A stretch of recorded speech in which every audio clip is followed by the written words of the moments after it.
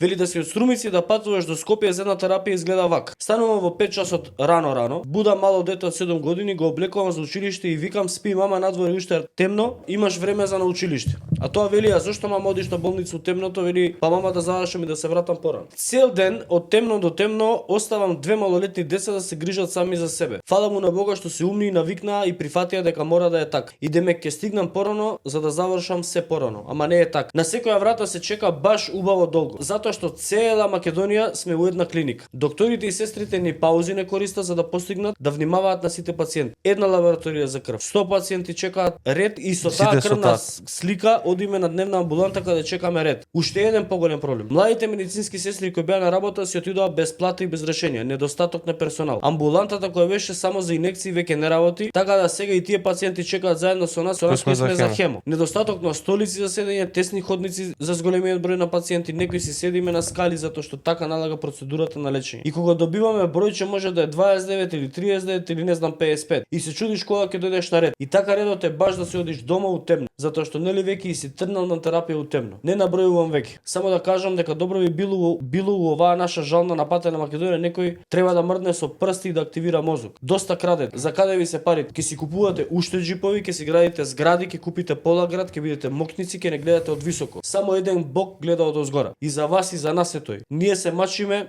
од вашата незаинтересираност за ништо. Аман, некој нешто направи добро за овој народ. Се лечиме у странства со донација, а вие уште крадете и крадете. Димавте осет, ке се срамевте сами од себе. Засрамете се сите без разлика на партија. Одделете во секој град по една соба од болниците за нас онколошките пациенти. Обучете персонал. Секаде во светот така функционираат работите. Ги бркате младите од своите родни куќи за подобар живот да бегаат од други држави. Никој не остана, никој. Да надополнам. Еден апарат за 5 скен снимање од кој зависат многу животи. Само еден е кој понапред да снимаат. Бројот на заболени е енормно зголемен и самото тоа по дефолт кажува дека требаат уште апарати. А ако у некоја болница се расипе апарат за снимање, како се случува често, чекајте со месеци до пола година да се направи. И ако нема реагенси за снимање, а нема често, ќе се шетаме од град до град со врски за да се снима. И Миле Левков, треба да ги платиме гумите, амортизацијата, улјето, бензинот, на пеката исто, па тој му даваме пари, плата, трошоци, све и уште ќе не пцуе, ќе не колне, ќе ни да сме умреле, фамилиите, ова све. Бендерска па вака се нервира. Што сакате вие само вашето да го кажете? Да, затоа што вие вашето го кажувате секој ден. И од вашето кажување секој ден стигнавме до кај што сме.